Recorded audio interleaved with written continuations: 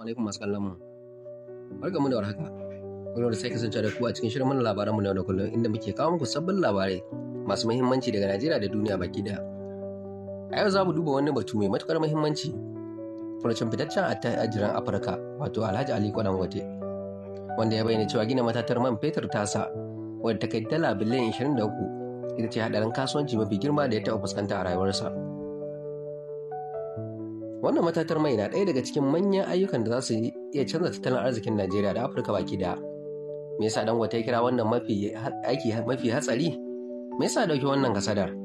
Ko menene tasirin wannan matatar mai a rayuwar talaka? Ku biyo mu domin jin cikakken bayani.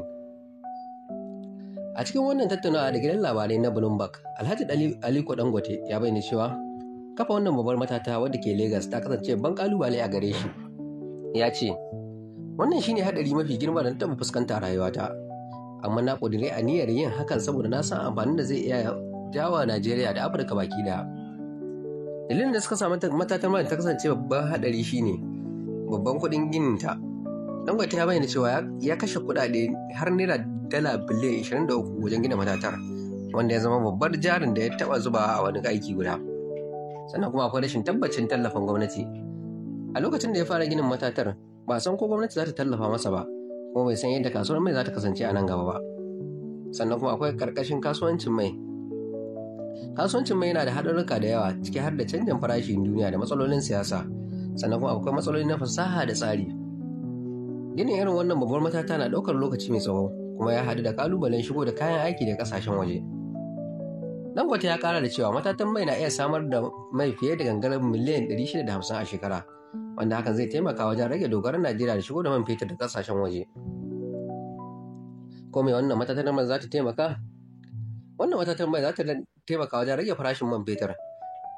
Idan matatar mai ta fara aiki da cikakken karfinta, ana sa ran cewa za ta iya rage farashin man fetur a Najeriya, sannan za ta samar da ayyukan yi.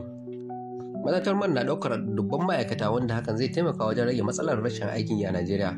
Sannan kuma akwai ƙarfafa tattalin arziki. Idan Najeriya ta daina shigo da man fetur da kasashen waje, kudin kasar zai ƙara daraja kuma tattalin arzikin zai inganta. Sannan kuma akwai tallafawa makwabta. Wasu kasashen Afirka su ma za su iya amfana da man fetur daga wannan matata.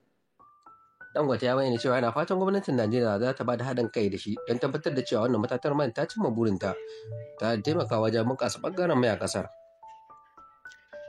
Masu sauraro, wannan matatar mai da na ɗaya daga cikin manyan ayyukan tattalin arziki a Afirka. Idan aka fara aiki yadda ya kamata, za ta iya rage wahalar mai a Najeriya, kuma hakan zai shafi rayuwar kowa da kowa. Shin kuna ganin wannan matatar man za ta kawo sauki ga 'yan Najeriya? Ko kuwa har yanzu akwai wasu matsaloli da za su fuskanta? Ba mu ra'ayoyinka a sashen sharhi. Kada ku manta, ku danna subscribe domin samun sabbin labarai daga labaranmu na yau da kullum. Mun gode da kasancewa tare da mu, sai an jima.